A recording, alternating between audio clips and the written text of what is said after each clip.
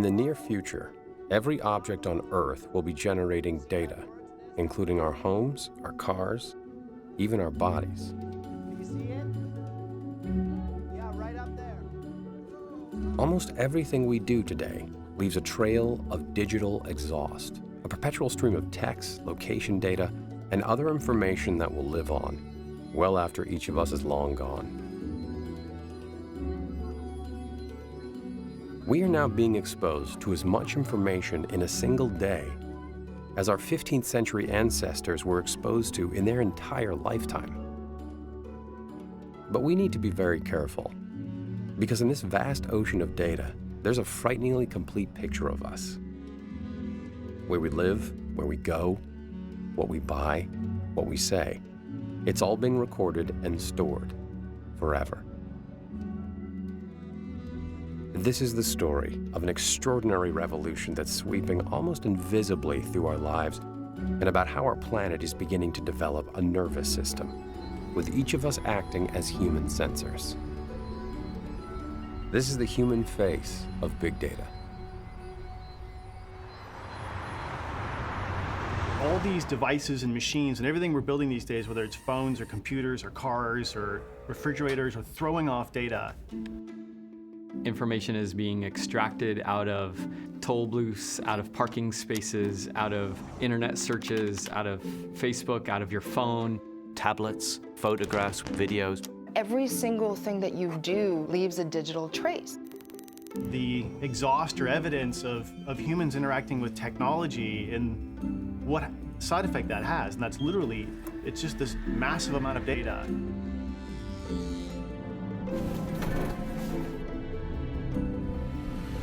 What we're doing is we're measuring things more than we ever have. It's that active measurement that produces data.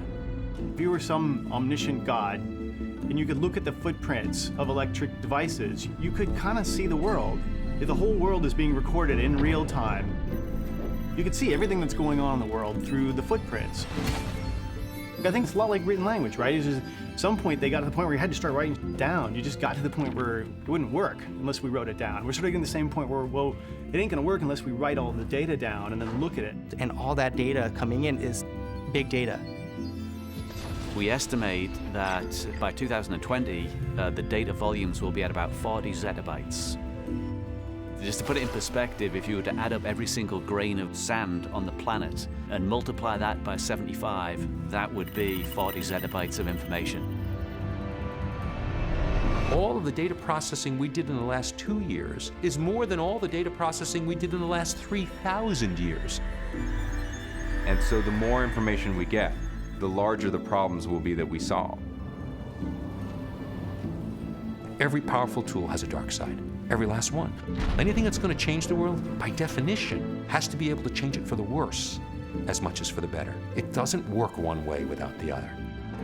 When it comes to big data, a lot of people are very nervous. Data can be used in any number of ways that you're either aware of or you're not.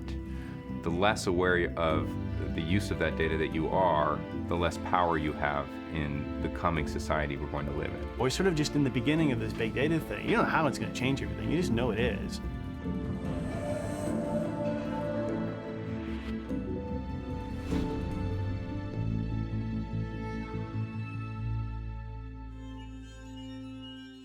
The first real data set to change everything in the world was the astronomical data set, meticulously collected over tens of years by Copernicus, that ultimately revealed, even though the sun seemed to be moving over the sky every morning and every night, the sun is not moving. It is we who are moving. It is we who are spinning.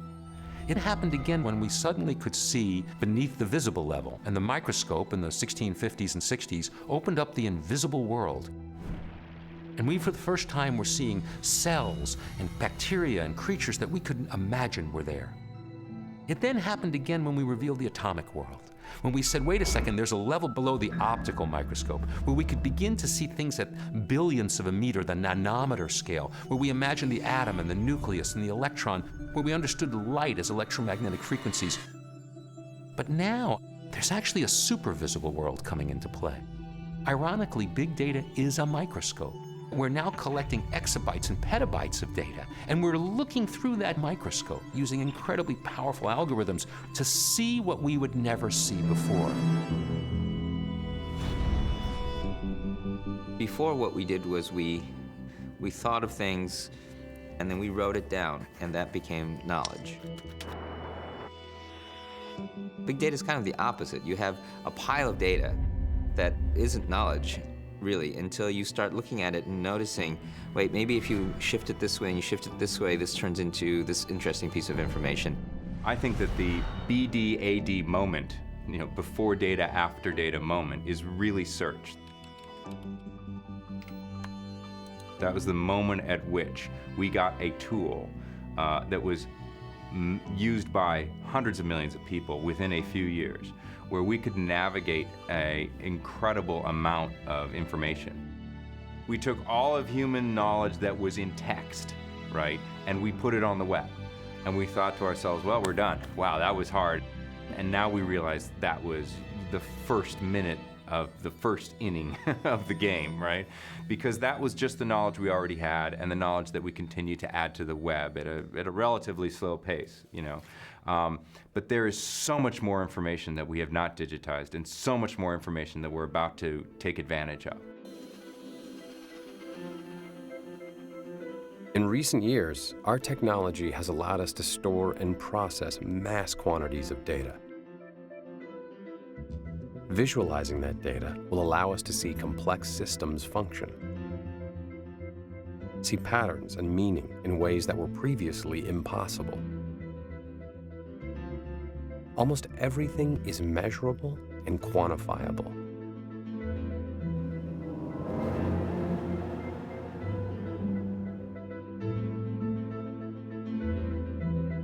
So when I look at data, what's exciting to me is kind of recontextualizing that data and taking it and putting it back into a form that we can perceive, understand, talk about, think about. This is the data for airplane traffic over North America for a 24-hour period.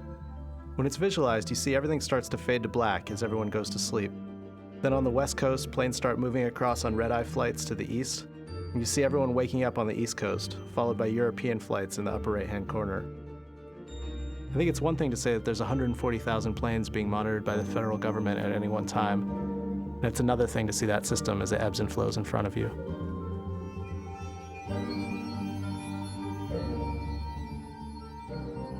These are text messages being sent in the city of Amsterdam on December 31st. You're seeing the daily flow of text messages from different parts of the city until we approach midnight, where everyone says, it takes people or programs or algorithms to connect it all together to make sense of it. And that's what's important. We have every single action that we do in this world is triggering off some amount of data. And most of that data is meaningless until someone adds some interpretation of it, someone adds a narrative around it.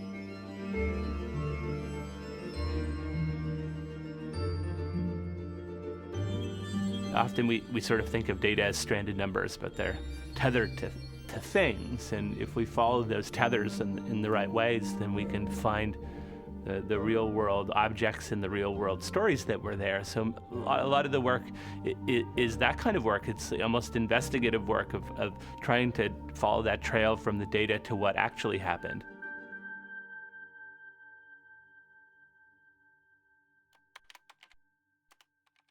Sometimes the power of large data sets isn't immediately obvious.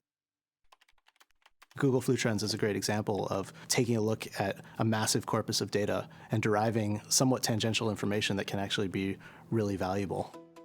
Until recently, the only way to detect a flu epidemic was by accumulating information submitted by doctors about patient visits, a process that took about 2 weeks to reach the CDC. So the researchers turned it around. They asked themselves if they could predict a flu outbreak in real time simply using data from online searches. So they set out to do the near impossible, searching the searches, billions of them, spanning 5 years to see if user queries could tell them something. When we do searches on Google, we all think of it as a one-way street, that we're going into Google and extracting information from Google. One of the things we don't really think about very much is we're actually contributing information back simply by doing the search. And that's where the breakthrough occurred.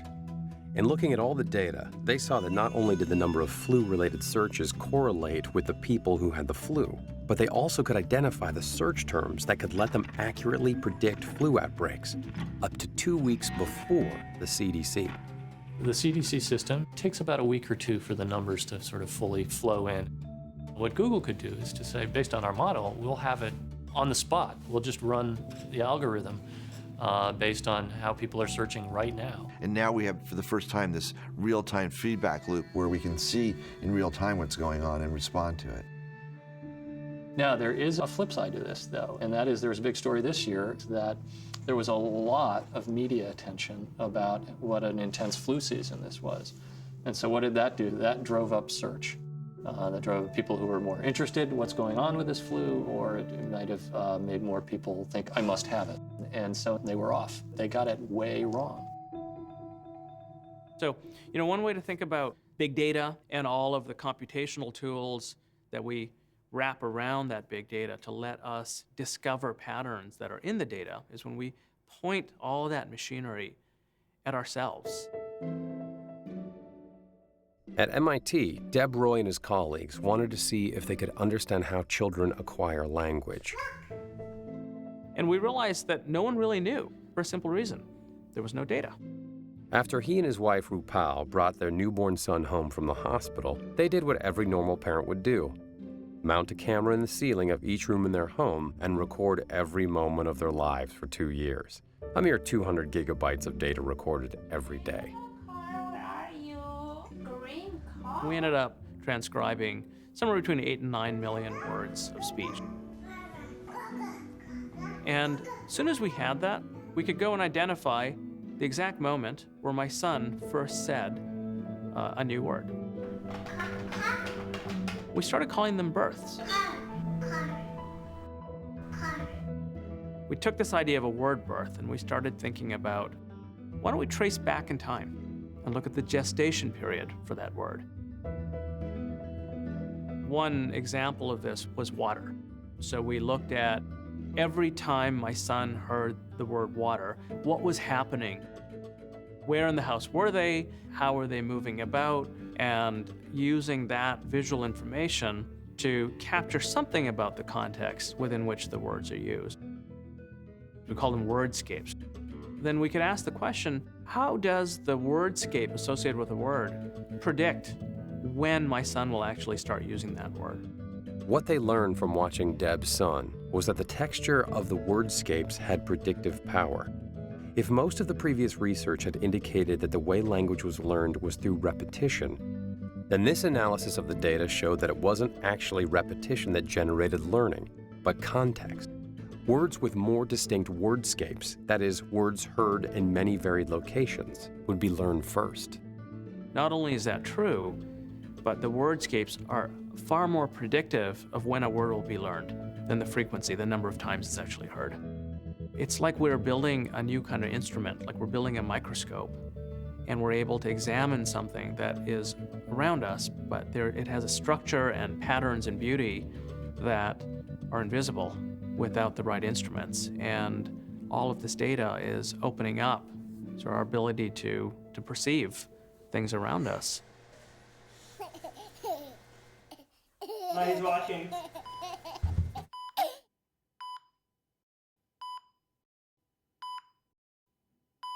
A lot of people don't realise that when a baby is born premature, it can develop infection in the hospital and it can kill them. In our research, we started to just look at infection. By the time the baby is physically showing signs of having infection, they are very, very unwell. So the very first time that I went into a neonatal intensive care unit, I was amazed by the sights, the sound, the smell, just the whole environment, but mainly for me, the data. What shocked me was the amount of data loss. They showed me the paper chart that the information's recorded onto. One number every hour for the baby's heart rate, the respiration, the blood oxygen. Now in that time, the baby's heart has beaten more than 7,000 times. They've breathed more than 2,000 times, and the monitor showing the blood oxygen level has showed that more than 3,500 times. I said, well, where's all the data going that's in those machines? And they said, oh, it scrolls out of memory. So we have an enormous amount of data loss. So we're trying to gather that information and use it over a longer time in much more complex ways than before. And we try and write computing code to look at the trends in the monitors and the trends in the data to see how that can tell us when a baby's becoming unwell. So Dr. McGregor did what data scientists do. She looked for the invisible. She and her team analyzed the data from thousands of heartbeats, and what they discovered were minute fluctuations that could predict the onset of life-threatening infections long before physical symptoms appeared. When the body first starts dealing with infection, there are these subtle changes, and that's why we have to watch every single heartbeat. And what we're finding is that when you're starting to become unwell, the heart's ability to react, to speed up and slow down, gets subdued. The human body has always been exhibiting these certain things. The difference is we've started to gather more information about the body now so that we can build this virtual person. The better we have the virtual representation, then the better we can start to understand what will happen to them in the future. Back in 1999, I was pregnant with my first child. She was born premature and she passed away. There was no other viable outcome for her. But there are so many others who have just been born early and they just need that opportunity to grow and develop. We want to let the computers monitor a baby as it breathes, as its heart beats, as it sleeps, so that these algorithms are watching for certain behaviours. And if something starts to go wrong for that baby, we have the ability to intervene. If we can just save one life, then for me personally, it's already worthwhile. Everybody understands what it takes to digitize photography, a movie, a magazine, newspaper, but they haven't yet grasped what it means to digitize the medical essence of a human being. Everything about us now that's medically relevant can be captured. With sensors, we can digitize all of our metrics. And with imaging, we can digitize our anatomy. And with our sequence of our DNA, we can digitize our biology. The data story in the genome is the fact that we have 6 billion data points sitting in our genomes that we've never had access to before. When you sequence a person's genome, there are known differences in the human genome that can predict a risk for a disease, or that you're a carrier for a disease, or that you have a certain ancestry. There's a lot of information packed in the genome that we're starting to learn more and more about. Getting your own personal information through your genome would not have been possible even 10 years ago because of costs. The technologies that have enabled this have dropped precipitously, and now we're able to get a really good look at your genome for under $500. And when it becomes $100 or $10, we're going to have everyone's genome as data. The results came back on Tuesday. It was October 2nd, 1996. I was diagnosed that day with breast cancer. A year out of treatment, I found a lump on the other breast in the exact same position, and I went in, and they told me that I had breast cancer again. Sedona's known about me being tested for the BRCA gene. She's known my sister has tested. She knows my other sister tested and was negative for the gene mutation. And so she actually told me, when I'm 18, I want to test, and see if I have this gene mutation or not. I am going to be completely distraught if I handed this gene down to my kid. Do you know what your chances are of having the mutation that your mom has? I'd say 50-50. You're exactly right. BRCA2 is a gene that we all have. It's called tumor suppressor gene. But women who have a mutation in the gene, it causes the gene not to function like it should. So the risk mainly of breast and ovarian cancer. is a lot higher than in the general population. An average woman would have a 12% risk of getting breast cancer in her lifetime, and most women aren't going out there getting preventive mastectomies. But when you're faced with an 87% risk of getting breast cancer in your lifetime, it kind of makes that a possible choice. You'll need to swish this mouthwash for 30 seconds. We are definitely moving into a world where the patient or the person is at the center of things, and hopefully also at the controls. People will have access to the data that is informative around the type of disease they have, and that data then can point much more directly to proper treatments. But the data can also say that a treatment works for a person or it doesn't work for a person based on their genetic profile. And we're going to start moving more and more into this notion of personalized medicine as we learn more about the genome and the study of pharmacogenetics, which is how do our genes influence the drugs we take. Ultimately, instead of treating disease, is there data that could really help us move away from contracting these illnesses to begin with and go more toward a preventive model?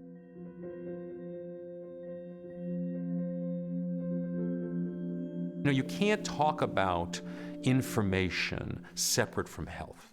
How you feel is information, how you respond to a drug is information, your genetic code is information. What's really happening is we're going to start collecting it, we're going to start seeing it, and we're going to start interpreting it. We're beginning the age of collecting information from sensors that are cheap and ubiquitous, that we can process continuously, and we can actually start knowing things. If we monitored our health throughout the day continuously, every second, what would that really enable? And there's now a lot of really great technology coming out around this sense of tracking and monitoring, and we have all kinds of sensor companies and devices. We're actually collecting a lot of physiological information, heart rate, breathing, in real time, every minute, every second. People wanting to measure their daily activities and being able to track your own sleep, being able to watch and monitor your own food uptake, being able to track your own movement. It's almost like looking down at our lives from 30,000 feet. There's a company right now in Boston that can actually predict that you're going to get depressed 2 days before you get depressed. And the gentleman who created it said, if you actually watch any one of us, most people have a very discernible pattern of behavior. And for the first week, our software basically determines what your normal pattern is. And then 2 days before you're showing any outward signs of depression, the amount of tweets and emails that you're sending go down, your radius of travel starts shrinking, the amount of time that you spend at home goes up. You can look to see if how you exercise changes your social behavior, if what you eat changes how you sleep, and how that impacts your medical claims. All kinds of data and information are sitting inside the world you do every day. Now, with all these devices, we have real-time information, real-time understanding. Now that might sound interesting, might help you shed a few pounds, realize you're eating too many potato chips and sitting around too much, perhaps, and that's useful to you individually. But if hundreds of millions of people do that, you have a big cloud of data about people's behavior that can be crawled through by pattern recognition algorithms. And doctors and health policy officials can start to see patterns that change the way collectively as a society we understand not just our health, but every single area where data can be applied, because we start to understand how we might collectively as a culture change our behavior. And if you look at the future of this, we're going to be embedded in a sea of information services that are connected to massive databases in the cloud. If you take a look at everything that you touch in everyday life, the majority of these things were invented many years ago. And they're ripe for reinvention. And when they get reinvented, they're going to be connected. They're going to be connected in some way. That data that comes off of these devices that you touch is going to be collected and stored in a central location. And people are going to run big data algorithms on this data. And then you're going to get the feedback of the collective whole rather than the individual. So it's taking people who are already out there, already have these devices, and turning all these people into contributors of information back to the system. You become one of the nodes on the network. I think the internet, as wondrous as it's been over the last 20 years, was like a layer that needed to be in place for all these sensors and devices to be able to communicate with each other.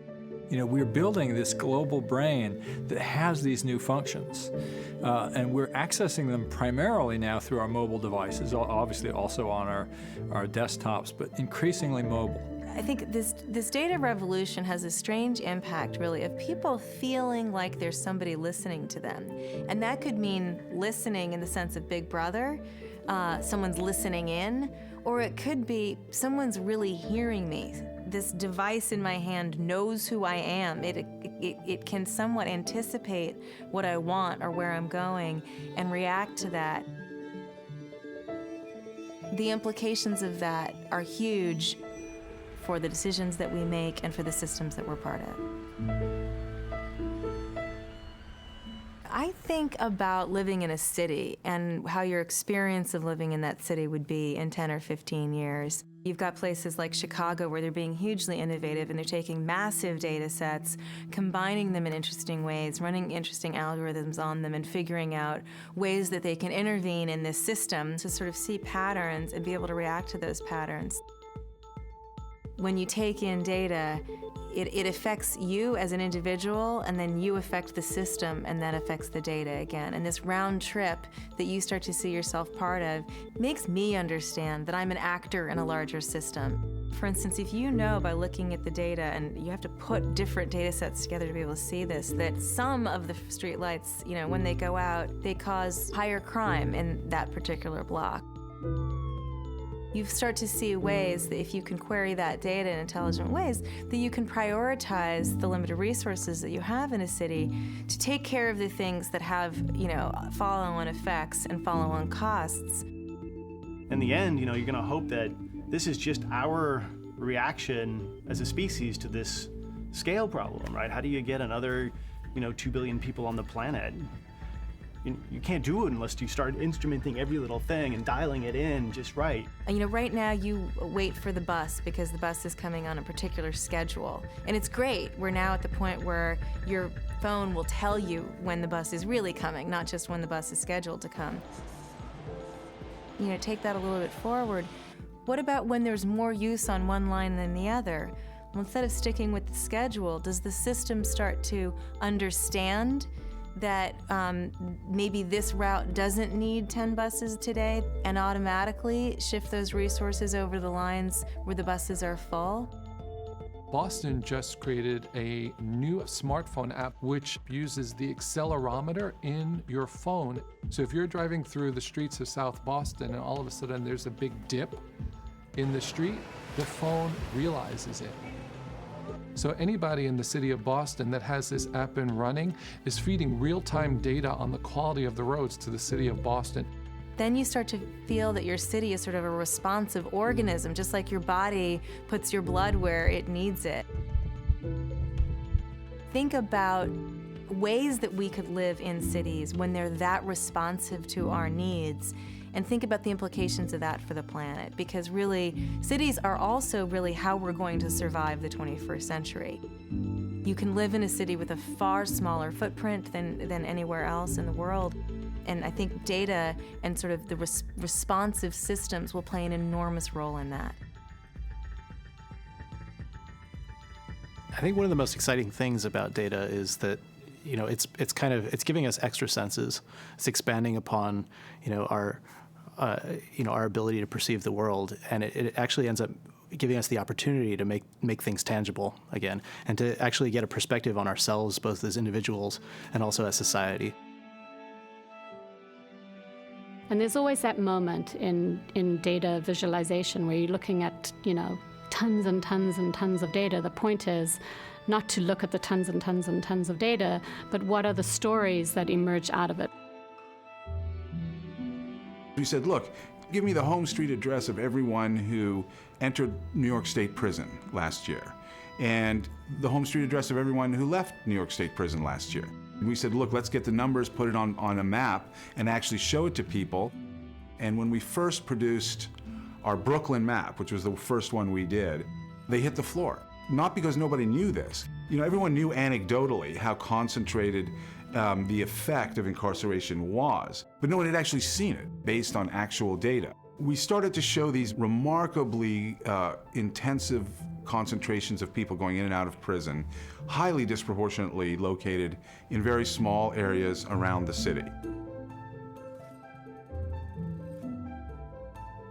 And what we found is that the home addresses of incarcerated people correlates very highly with poverty and with people of color. You had a justice system which, by all accounts, is supposed to be essentially based on a case-by-case individual decision of justice. But when you looked at the map over time, what you really were seeing was this mass population movement out and mass population resettlement back, this cyclical movement of people. So once we had mapped the data, we quantified it in terms of how much it costs to house those same people in prison. And that's where we started to think about million-dollar blocks. We found over 35 individual city blocks in Brooklyn alone, for which the state was spending more than $1 million every year to remove and return people to prison. We needed to reframe that conversation. And what immediately emerged out of this was this idea of justice reinvestment. We weren't building anything in those places for those dollars. How can we demand sort of more equity for that investment to extract those neighborhoods from what decades of criminalization has done? And that shift had to come from the data and a new way of thinking about information. These maps did that. The amount of data that now is being collected about those areas that are stuck in cycles of poverty, cycles of famine, cycles of war, gives people or governments and NGOs an opportunity to do good. Understanding on the ground, information on the ground, data on the ground can change the way people apply resources which are intended to try to help. We really fundamentally believe that data has intrinsic value. And we also fundamentally believe that the individuals who create that data should be able to benefit from that data. We're working with one of the big mobile phone operators in Kenya. We're looking at the dynamics of these mobile phone subscribers. Millions of phones in Kenya. We're looking at how the population was moving over the country. And we're overlaying that movement data with data about parasite prevalence from household surveys and data from hospitals. We can start identifying these malaria hotspots, regions within Kenya that desperately needed the eradication dollars. It's fascinating to start extracting models and plotting graphs of the behavior of tens of millions of people in Kenya. But it's meaningful when you can make those insights count, when you can take the insights that you've gleaned and put them into practice and measure what the impact was, and hopefully making the lives of the people who are generating this data better.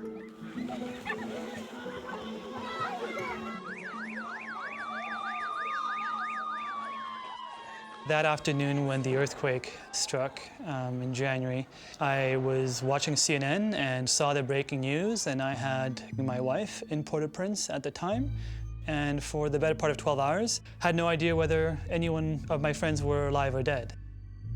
Meyer was a Tufts University PhD student and directed crisis mapping for Ushahidi, a nonprofit that collects, visualizes, and then maps crisis data.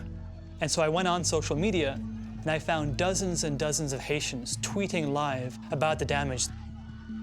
And a lot of the time, they were sharing where this damage was happening. So they would say the church on the corner of X and Y has been destroyed or is collapsed.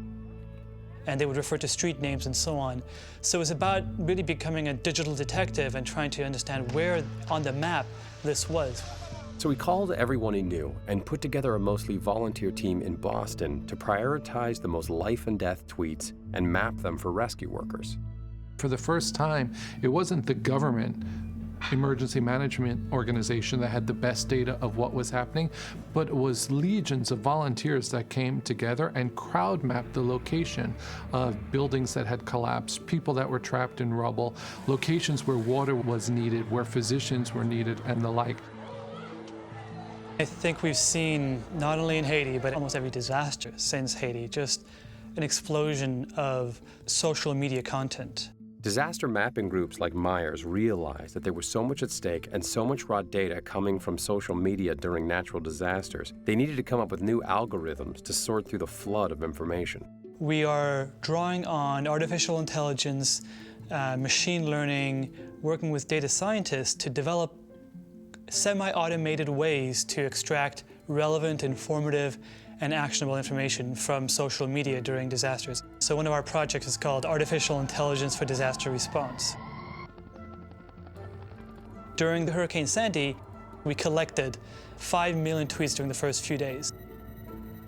With the Sandy data, we've been able to show empirically that we can automatically identify whether or not a tweet has been written by an eyewitness. So somebody who is writing something saying the bridge is down, we can say it with a degree of accuracy of about 80% and higher whether that tweet has actually been posted by an eyewitness, which is really important for disaster response.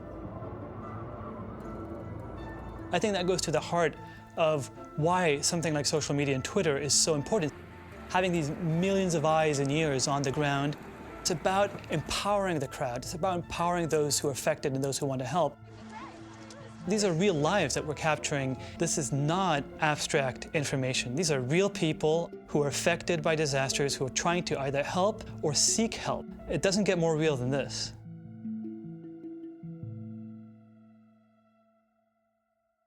Today, technology allows, and a lot of our communication tools, allows an idea to be spread instantly and with the original source of truth. I can have an idea and I can decide that I want to bring this around the world, and I can do it almost instantaneously. Tunisia is a great example. There were little uprisings happening all over Tunisia, and each one was brutally squashed. And there was no media attention, so no one knew that any other little village had an issue.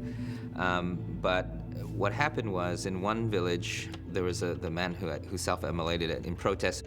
And the images were put online by a dissident group onto Facebook. And then Al Jazeera picked it up and broadcasted the image across the Arab region. And then all of Tunisia realized, wait a second, we're about to have an uprising, and it just went.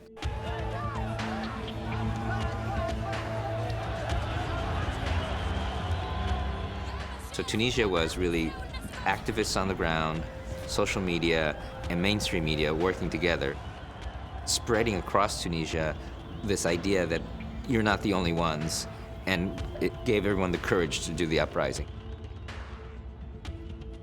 Technology has fundamentally changed the way people interact with government. That's another layer of this stack that's sort of being opened up. I think that's one of the key challenges of big data. It has so much opportunity for both good and for also really screwing up our system. You can't talk about data without talking about people, because people create the data and people utilize the data.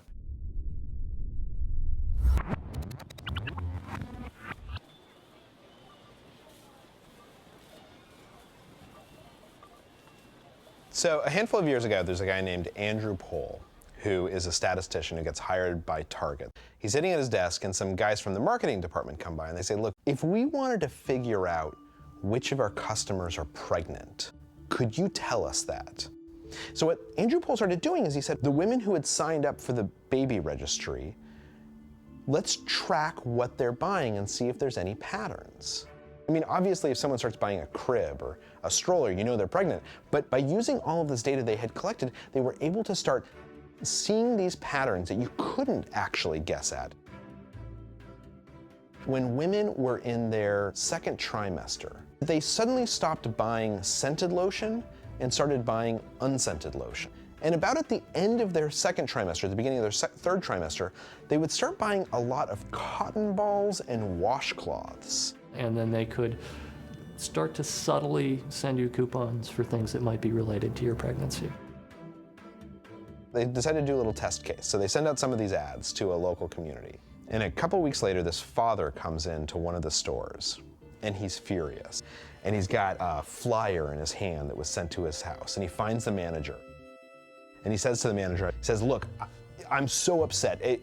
My daughter is 18 years old. I don't know what you're doing sending her this trash. You sent her these coupons for diapers and for cribs and for nursing equipment. She's 18 years old, and it's like you're encouraging her to get pregnant.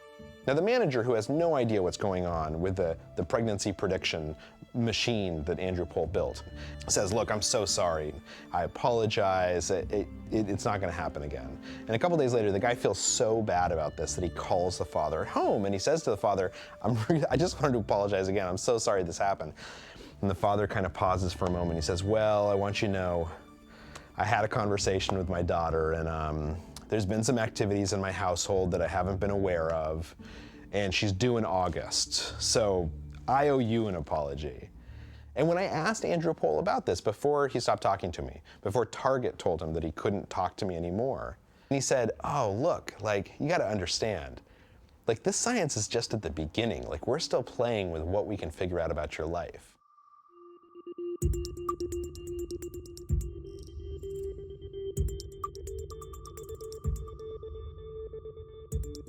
Everybody who's on Facebook is involved in a transaction in which they're donating their data to Facebook, who then sells their data, and in return they get this service which allows them to post pictures and connect to their friends and so on and so on and so on and so on.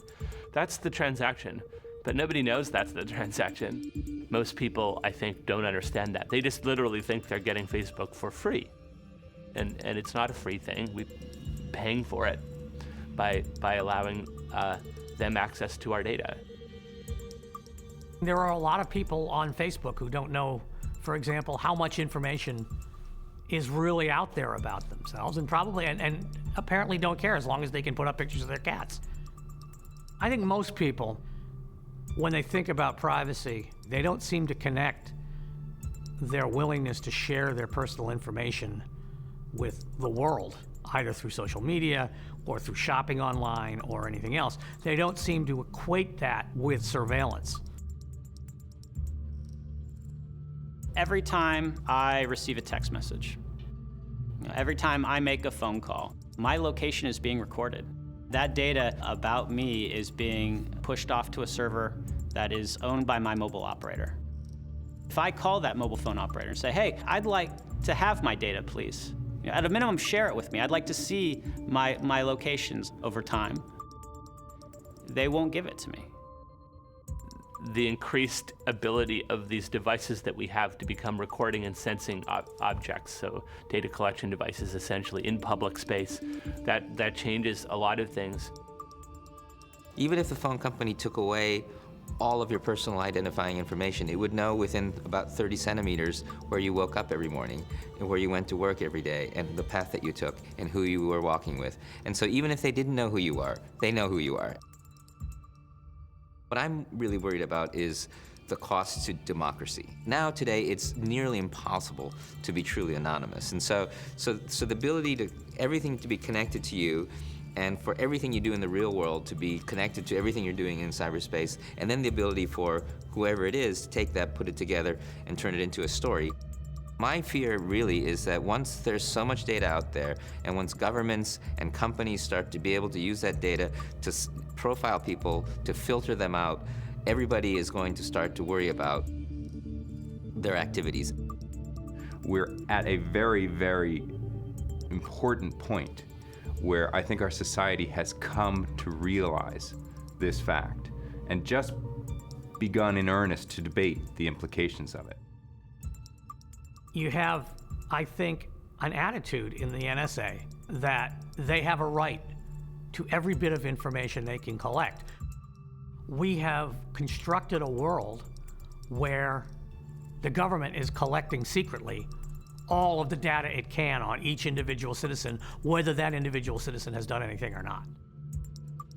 They have been collecting massive amounts of data through cell phone providers, internet providers, that is then sifted through secretly by people over whom no democratic institution has effective control. There's a feeling that if you're not communing with terrorists, what do you care if the government gathers your information? This is probably the most pernicious anti-Bill of Rights line of thought that there is, because these are rights we hold in common. Every violation of somebody else's rights is a violation of yours.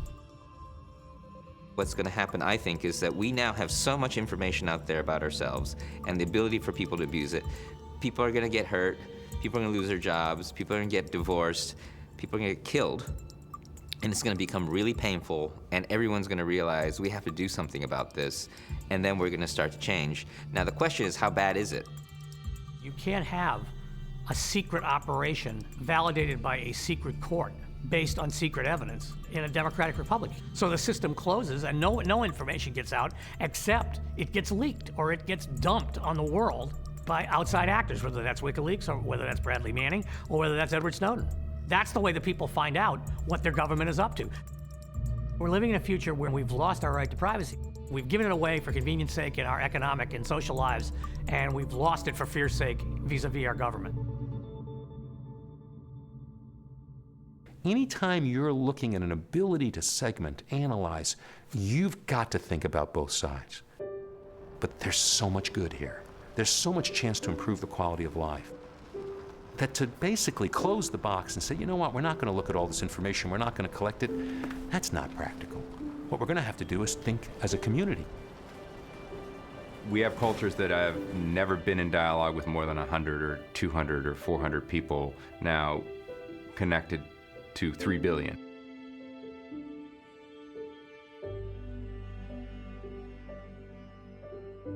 The phone is the on-ramp to the information network. Once you're on the information network, you're in.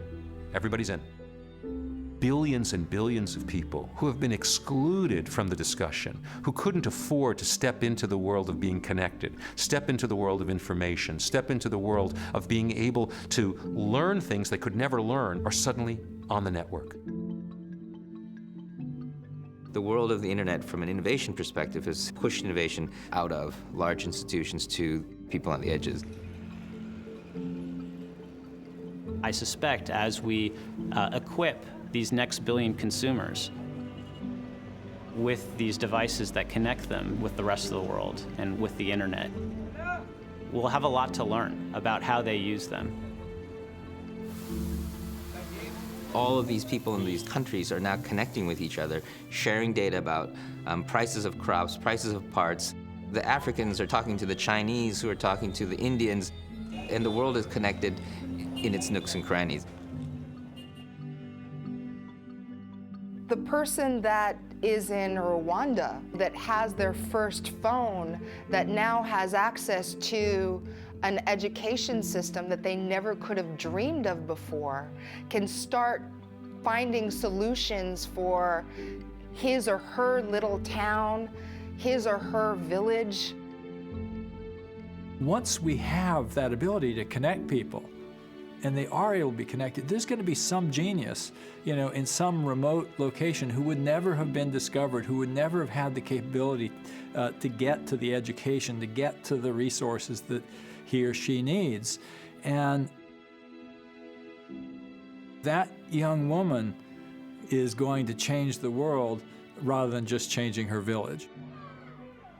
The idea that that genius will be able to find his or her way into the greater culture through the tiny little 2x2 window of a feature phone is very exciting. 1 billion people in India, 1 billion people in China, you're talking, 500 million to 1 billion in Africa. Suddenly the world has a lot more minds connected in the simplest, least expensive possible way to make the world better.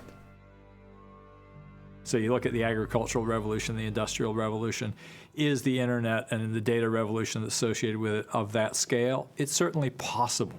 I don't think there's any question that we're at a moment in human history that we will look back on in 50 or 100 years and say, right around 2000 or so, it all changed.